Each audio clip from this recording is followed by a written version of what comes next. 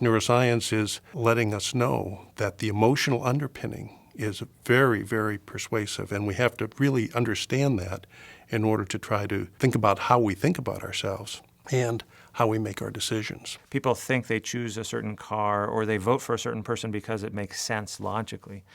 But we know nowadays that much of that is untrue, that people make choices based on rapidly formed emotional gut instincts, if you will, or rapidly formed emotional assessments. During the last presidential election, a study where there were Bush supporters and Kerry supporters, and they were listening to speeches by Bush and Kerry filled with inconsistencies. But the Bush supporters thought Bush did great and Kerry did horribly. The Kerry supporters thought exactly the opposite. They looked with functional MRI at the people as they were making their decisions and having their ideas about what was going on.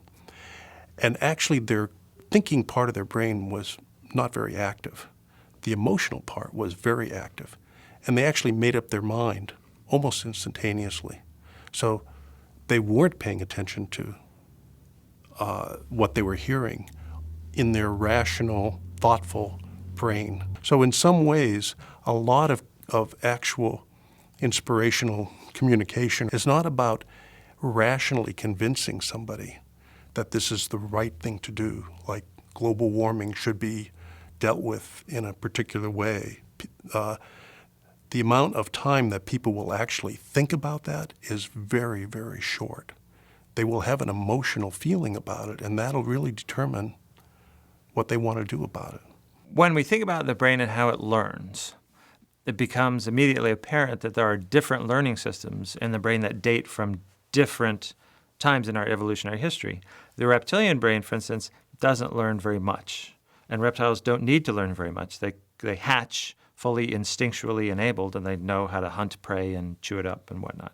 Then when mammals evolved from the reptiles, which started about 200 million years ago, mammals have a fundamentally different lifestyle from reptiles, so that where reptiles lay eggs and then leave, typically as their parenting mode, mammals give birth to young that are helpless and immature and require elaborate care. And so mammals had to have a new part of the brain to carry out these new capabilities that reptiles don't have, like bonding, affiliation, care for the young. So in evolution, we see the limbic or mammalian brain appearing.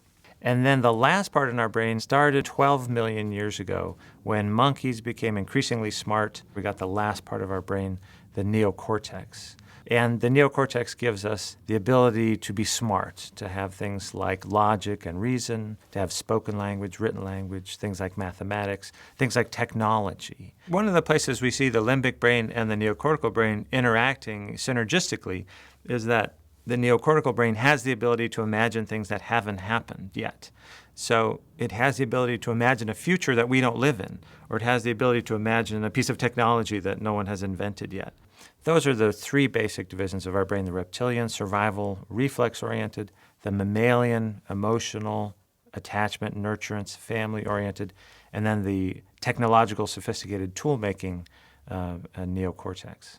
One of the things we've learned using the new technology about the interaction between the neocortex and the mammalian brain is that they're much more interconnected than previously thought. The limbic brain has an old memory system that is not very efficient, and it's not very rapid, but it is patient, and it learns from repeated exposure to the same thing over and over and over, and it extracts the essence of what that experience is, or the essential nature of what that experience is. So the end product of that memory system are prototypes or averages.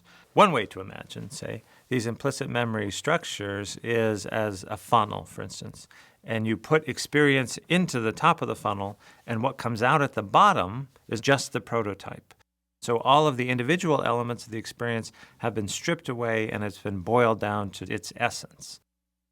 I think of inspiration as being a product of the limbic or mammalian brain, that it is an emotional experience in which people often feel very good and sometimes may get carried away even, that's fundamentally different from the earlier motivated behaviors. That process of the prototypes within ourselves being stirred and activated by what we hear is the most powerful thing that's going on. that determines what we decide to do, how we're going to be moved by something. Part of the reality that is self-generated by the brain is the impression that your own views are logically supportable and they make sense. It's unpleasant, but important to realize that everyone has the same feeling, including people who have radically differing views.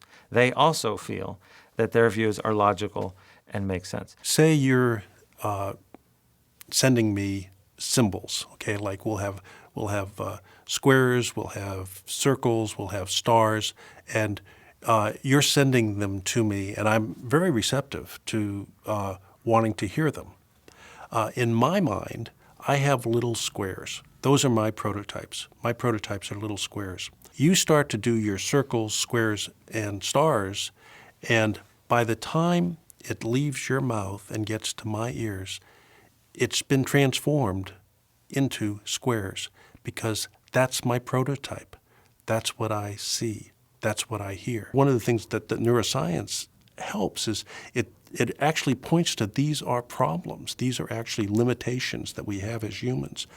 And I think through experiments, people will learn ways to enhance implicit learning. Because the limbic brain is so central to our lives, we often think of, naturally, we think of limbic emotions as ennobling or meaningful in a way that other behaviors and feelings are not. So that if I'm hungry and I go get a Big Mac, nobody finds that particularly ennobling. But if I'm inspired to create the Sistine Chapel, or if I'm inspired to create a school system for disadvantaged kids in Africa, people do find that ennobling.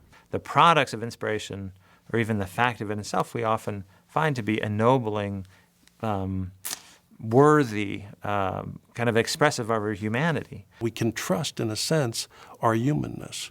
The fact that we are mammals, we're connected. We actually have a tremendous desire and need to be connected. That's got to go a long way in terms of helping us to find ways that we can be better as human beings.